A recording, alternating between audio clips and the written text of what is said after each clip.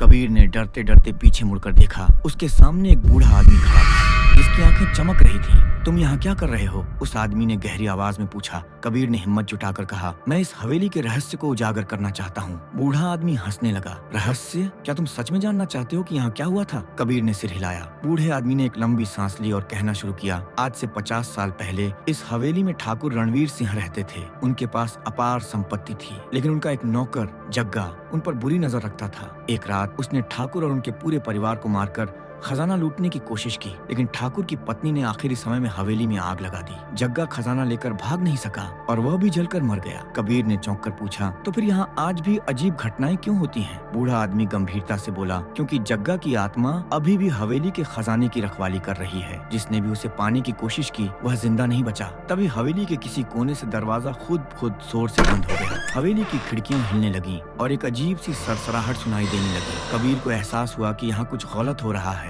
बूढ़ा आदमी फुसफुसाया, भागो, वो आ रहा है। कबीर ने बिना समय गवाए अपना कैमरा उठाया और दौड़ पड़ा। हवेली की सीढ़ियां नीचे उतरते ही उसे लगा कि कोई उसका पीछा कर रहा है। जैसे ही वह हवेली के दरवाजे तक पहुंचा, दरवाजा अपने आप खुल गया और कबीर ने तेजी से बाहर छलांग लगा दी। जैसे ही उसने पीछे मुड़कर देखा, हवेली फिर से अंधेरे में डूब गई। बूढ़ा आदमी भी गायब हो चुका था। कबीर वापस लौटकर अपने कमरे में आया और जब उसने कैमरा चेक किया तो उसकी रूह कांप गई। वीडियो में देखा कि बूढ़ा आदमी जिससे वह बात कर रहा था असल में हवा में तैर रहा था। वह कोई इंसान नहीं बल्कि खुद जग्गा की आत्मा थी। कबीर ने डर के मारे कैमरा बंद कर दिया और कसम खाई कि वह कभी उस हवेली की तरफ नहीं जाएगा। लेकिन सवाल ये था कि क्या हवेली का खजाना आज भी वहीं है, और अगर हाँ तो क्या कोई उसे लेने की हिम्मत करेगा? अगर आपको ये कहानी पसंद आई तो लाइक करें और चैनल को सब्सक्राइब करें। ऐसी ही रोमांचक कहानियों के लिए जुड़े रहें।